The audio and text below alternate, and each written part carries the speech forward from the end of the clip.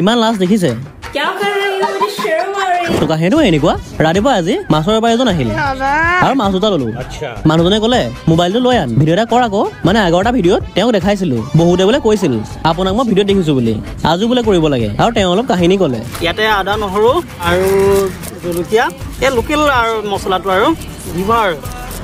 ধুনীয়াকৈ মাছটো বনাই দিম একে বনাই থৈ যাম আৰু বুজিছে নাই বাৰু তেওঁৰ কাহিনী শেষ কৰি এতিয়া আকৌ মা নামঘৰ যাব ওলালে আৰু তেনেকুৱাতে আকৌ ৰুটিৰ কাষ্টমাৰ দুজন আহিল ৰুটি আকৌ শেষ হ'ল মায়ে আকৌ নামঘৰ কাপোৰ এৰি ৰুটি বনাব লাগি গ'ল আৰু মই প্লেট দুখন সজাই দি দিলো আৰু এটা কাষ্টমাৰ লেঠা মাৰি মা যাব ওলালে বাকী কৰ্মখিনি মই কৰিম মানে এতিয়া আৰু পাৰিম চলাবলৈ মাত্ৰ ৰুটিখিনিয়ে বনাব নোৱাৰো বাকী দোকান সুন্দৰকৈ চলাই দিব পাৰোঁ বাৰু কাষ্টমাৰ কাহিনী শেষ কৰি এতিয়া মোৰ কাহিনী আৰম্ভ কৰোঁ দোকানত কোনো নাই মই অকলে আৰু অকলে থাকিলে আৰে বেলেগ একো নাই কিবা এটা খামহে আৰু ডিমৰ প্লেটখনৰ পৰা ডিম দুটা আনি লৈ মগটোৱে ভাঙি লৈ বহাই দিলো তেলত হৈ গ'ল অমলেট বহি লৈ ভৰাই দিলো পেটত আৰু তেনেকুৱাতে মোৰ ছ'চিয়েল মিডিয়াৰ সৰু পৰিয়ালটোৰ পৰা কেইজনমান সদস্য আহিল আৰু এইজনৰ লাজ দেখিছে বাৰু যি কি নহওক অহাৰ কাৰণে বহুত ভাল পালো তো এতিয়া এনেকৈ বিদায় দিয়াৰ পাছত মাতাশ্ৰীও আহি পালেহি আৰু আহিয়ে পলিথিনটো মোক দিছে এই ভাদৰ মাহটো নামঘৰৰ পৰা আহিলে গম পাওঁৱেই আৰু কিবা এটা আনিবই যে আৰু আজি প্ৰসাদ আনিছে তাকে অলপ খাই ললো বাৰু আজিলৈ ইমানেই কাইলৈ লগ পাম।